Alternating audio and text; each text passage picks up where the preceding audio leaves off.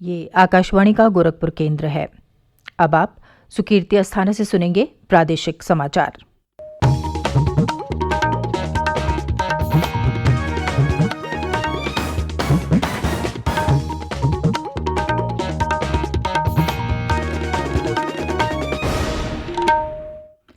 पहले मुख्य समाचार।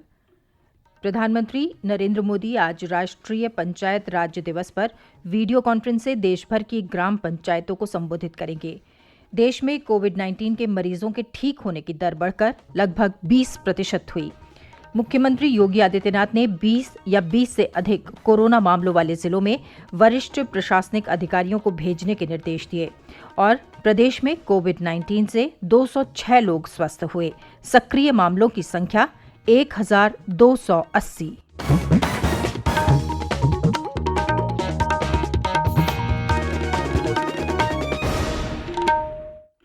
और अब समाचार विस्तार से।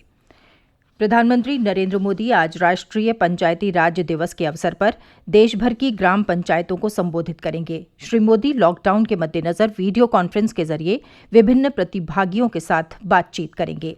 इस अवसर पर प्रधानमंत्री एकीकृत ई ग्राम स्वराज पोर्टल और मोबाइल एप्लीकेशन की शुरुआत करेंगे। पंचायती राज मंत्रालय द्वारा शुरू किए गए इस एकीकृत पोर्टल से ग्राम पंचायतों को अपनी विकास योजनाओं को तैयार करने और इसके क्रियान्वयन में मदद मिलेगी। इसके अलावा प्रधानमंत्री स्वामित्व स्कीम की भी शुरुआत करेंगे। पंचायती राज दिवस पर हर साल सरकार बेहतर काम करने वाली पंचायतों और राज्यों को सम्मानित करती है और इस वर्ष ऐसे 4 पुरस्कार देने का निर्णय लिया गया है। संविधान संशोधन अधिनियम 1992 के जरिए 24 अप्रैल 1993 को पंचायती राज व्यवस्था लागू हुई थी। इसे देश में जमीनी स्तर पर सत्ता के विकेंद्रीकरण के इतिहास में महत्वपूर्ण दिन माना जाता है। देश में पिछले 1 महीने में कोविड-19 महामारी में तेज वृद्धि नहीं देखी गई। इसमें कुल मिलाकर सामान्य और स्थिर रूप से वृद्धि हुई। केंद्र की रणनीति से वायरस को नियंत्रित करने में मदद मिली है। अधिकार प्राप्त कोरोना समन्वय समूह के अध्यक्ष ने कल नई दिल्ली में ये जानकारी दी। उन्होंने बताया कि पूर्णबंदी से कोरोना वायरस के संक्रमण की कड़ी को तोड़ने, महामारी के फैलाव को रोकने और कोविड-19 रोगियों की वृद्धि दर कम करने में मदद मिली है। समिति ने कहा कि पिछले 1 महीने में सरकार ने जांच सुविधाएं बढ़ाई हैं और 5 लाख से अधिक नमूनों की जांच की गई। सरकार देश में मृत्यु दर को कम रखने के लिए जांच और उपचार के सिद्धांत पर कार्य कर रही है। इस बीच देश में कोविड-19 रोगियों के ठीक होने की दर 19.89% हो गई है। कल 1229 लोगों में संक्रमण की पुष्टि हुई। इसके साथ ही संक्रमित लोगों की संख्या 21,700 हो गई। इनमें से 4,325 रोगियों को ठीक होने के बाद अस्पताल से छुट्टी दे दी गई। कोविड-19 से अब तक 686 रोगियों की मृत्यु हुई है। स्वास्थ्य कर्मियों की सुरक्षा के लिए महामारी आपदा अधिनियम 1897 में संशोधन का अध्यादेश लागू हो गया है। राष्ट्रपति रामनाथ कोविंद ने कल इसे मंजूरी दी। अध्यादेश में हिंसा को संज्ञेय और गैर जमानती अपराध माना गया है और स्वास्थ्य कर्मियों को चोट के लिए मुआवजे का भी प्रावधान किया गया है। अध्यादेश में उत्पीड़न, शारीरिक चोट और संपत्ति को नुकसान पहुंचाना हिंसा माना जाएगा। प्रधानमंत्री इस महीने की 27 तारीख को सभी राज्यों के मुख्यमंत्रियों के साथ वीडियो कॉन्फ्रेंस के माध्यम से बातचीत करेंगे। कोविड-19 की रोकथाम के मद्देनजर प्रधानमंत्री की मुख्यमंत्रियों के साथ ये तीसरी वीडियो कॉन्फ्रेंस होगी। प्रधानमंत्री और मुख्यमंत्रियों की ऐसी ही वीडियो कॉन्फ्रेंस देशव्यापी लॉकडाउन बढ़ाने से पहले हुई थी। प्रधानमंत्री गरीब कल्याण योजना के तहत 10.5 लाख से अधिक कर्मचारियों को कर्मचारी भविष्य निधि का फायदा मिला है। 68,000 से अधिक प्रतिष्ठानों को निधि योगदान के रूप में लगभग 162 करोड़ रुपए दिए गए हैं। वहीं इस योजना के तहत 33 करोड़ से अधिक गरीबों को सीधे वित्तीय सहायता दी गई है। वित्त मंत्री निर्मला सीतारामन ने गरीबों को लॉकडाउन के प्रभाव से बचाने के लिए पिछले महीने की 26 तारीख को पैकेज की घोषणा की थी। इसके तहत सरकार ने महिलाओं, गरीब, वरिष्ठ नागरिकों और किसानों को निःशुल्क अनाज और नकदी के भुगतान की घोषणा की थी। 20 करोड़ 5 लाख महिलाओं के जनधन खाते में 10,000 करोड़ रुपए से अधिक की राशि डाली गई है। बुजुर्गों, विधवाओं और दिव्यांगों को लगभग 2 करोड़ 82 लाख रुपए दिए गए हैं।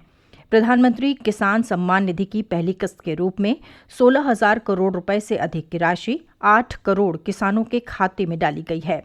भवन निर्माण में लगे 2 करोड़ 17 लाख कामगारों को वित्तीय सहायता के रूप में 3,497 करोड़ रुपए दिए गए हैं।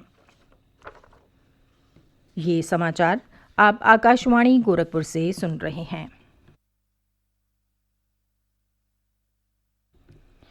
मुख्यमंत्री योगी आदित्यनाथ ने कोविड-19 के मद्देनजर लॉकडाउन के दिशा निर्देशों के सख्ती से पालन के निर्देश दिए हैं। मुख्यमंत्री ने 20 या 20 से अधिक कोरोना संक्रमण के मामलों वाले जिलों में वरिष्ठ प्रशासनिक और स्वास्थ्य अधिकारियों को भेजने का निर्देश दिया है। इन जिलों में वरिष्ठ प्रशासनिक अधिकारी 1 सप्ताह तक कैंप करेंगे और वहां की स्वास्थ्य सुविधाओं का निरीक्षण करने के साथ साथ लॉकडाउन का कड़ाई से अनुपालन सुनिश्चित करेंगे।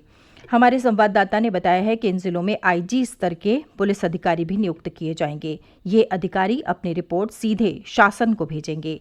ऐसे क्षेत्रों में तैनात प्रशासनिक और पुलिस अधिकारियों को घनी आबादी वाले इलाकों में गश्त बढ़ाने के निर्देश दिए गए हैं। स्वास्थ्य विभाग को भी निर्देशित किया गया है कि वो उन डॉक्टरों के फोन नंबर प्रचारित करे जो फोन पर मरीजों को परामर्श देने के लिए उपलब्ध हो सकते हैं। केंद्र ने इन खबरों का खंडन किया है कि किसी कारखाने में कोविड-19 रोगी का मामला सामने आने पर कारखाने को बंद कर दिया जाएगा और कंपनी के सीईओ को जेल भेजा जाएगा। केंद्रीय गृह सचिव अजय कुमार भल्ला ने कहा कि कुछ कंपनियों और मीडिया की ऐसी आशंकाएं लॉकडाउन के दिशा निर्देशों की गलत व्याख्या पर आधारित हैं। प्रदेश के अपर मुख्य सचिव गृह अवनीश कुमार अवस्थी ने कल लखनऊ में पत्रकारों को बताया कि लॉकडाउन में छूट के क्रम में राज्य में निर्माण कार्यों में तेजी आई है। उन्होंने बताया कि प्रदेश में गेहूं की खरीद का काम जारी है। लॉकडाउन के कारण शेल्टर होम में रहने वालों के लिए गुणवत्तापूर्ण भोजन की व्यवस्था भी सुनिश्चित की गई है। प्रदेश में कोरोना संक्रमण से मुक्त होने वाले लोगों की संख्या बढ़ रही है। अब तक राज्य में कोविड-19 से संक्रमित होने वाले 206 मरीज स्वस्थ होकर घर जा चुके हैं। राज्य के 45 जिलों में कोरोना के 1,280 एक्टिव मामले हैं। 24 लोगों की अब तक मृत्यु हुई है। प्रदेश सरकार ने राज्य के 11 जिलों को कोरोना मुक्त घोषित किया है। इनमें पीलीभीत, लखीमपुर खीरी, हाथरस, बरेली, प्रयागराज, प्रतापगढ़, महाराजगंज, शाहजहांपुर, बाराबंकी, हरदोई और कौशाम्बी शामिल हैं, जहां अब कोविड-19 संक्रमण का कोई मामला नहीं है।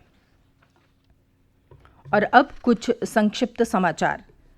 महोबा जिले में प्रशासन ने प्राथमिक स्वास्थ्य जांच के बाद 154 लोगों को क्वारंटीन किया है। जिलाधिकारी अवधेश तिवारी ने बताया कि ये लोग पिछले 2 दिनों में गैर कानूनी रूप से ट्रकों से यात्रा करते हुए पाए गए हैं। प्रतापगढ़ के जिलाधिकारी डॉक्टर रूपेश कुमार ने जिले में प्रवेश करने वालों की स्वास्थ्य जांच के निर्देश दिए हैं। उन्होंने कहा कि राजस्थान के कोटा से आए और घरों में क्वारंटीन किए गए छात्र छात्राओं से मोबाइल पर संपर्क करके उनके स्वास्थ्य के संबंध में समय समय पर जानकारी ली जाए। इस बीच जिले में बाहर से आए 500 श्रमिकों के मनरेगा जॉब कार्ड बनाए गए हैं। गोरखपुर के मंडलायुक्त जयंत नार्लिकर ने कोरोना महामारी के फैलाव को रोकने में धर्म गुरुओं की भूमिका को महत्वपूर्ण बताया है। कुशीनगर जिले की तहसील कप्तानगंज में कल उन्होंने मुस्लिम धर्म गुरुओं के साथ बैठक की। श्री नार्लिकर ने मुस्लिम धर्म गुरुओं से आग्रह किया कि वो आगामी पवित्र रमजान महीने में लोगों से घरों में रहकर इबादत करने की अपील करें। मथुरा की सांसद हेमा मालिनी ने लॉकडाउन के दौरान लोगों को आवश्यक सेवाएं उपलब्ध करा रहे इंडियन ऑयल कॉरपोरेशन और घर घर रसोई गैस की आपूर्ति कर रहे कर्मियों और पेट्रोल पंपों पर सेवारत कर्मचारियों का आभार व्यक्त किया है। उन्होंने कहा कि महामारी के इस संकट के समय में जनसेवा में जुटे कोरोना योद्धाओं का हमें सम्मान करना चाहिए। पीलीभीत जिले में लॉकडाउन के दौरान दुकानें खुलने के समय में परिवर्तन किया गया है। जिला अधिकारी के निर्देश के अनुसार मंडी अब सुबह 4 बजे से 7 बजे तक और किराना, खाद, बीज और पेस्टिसाइड की दुकानें सुबह 6 बजे से 9 बजे तक खुलेंगी। वाराणसी के जिलाधिकारी ने कल मुस्लिम धर्मगुरुओं और मुस्लिम संगठनों के पदाधिकारियों के साथ बैठक करके कोरोना संक्रमण के फैलाव को रोकने के लिए लॉकडाउन का कड़ाई से अनुपालन कराने के संबंध में चर्चा की। जिलाधिकारी ने कहा कि रमजान के दौरान किसी को भी गली मोहल्ले में निकलने की अनुमति नहीं होगी। उन्होंने कहा कि जिला प्रशासन जरूरतमंद रोजेदारों तक जरूरी खाद्य सामग्री पहुंचाने की व्यवस्था करेगा। जौनपुर जिले में कल 57 लोगों की कोरोना जांच रिपोर्ट नेगेटिव आई है। जिलाधिकारी दिनेश कुमार सिंह ने बताया कि जनपद के 67 कोरोना संदिग्ध व्यक्तियों की जांच रिपोर्ट आना अभी शेष है। कुशीनगर के पूर्व सांसद राजेश पांडे ने अपनी व्यक्तिगत निधि से पीएम केयर्स फंड में 1 लाख रुपए दिए हैं। उन्होंने कोरोना महामारी की चुनौती से निपटने में सभी से सरकार का सहयोग करने की अपील की।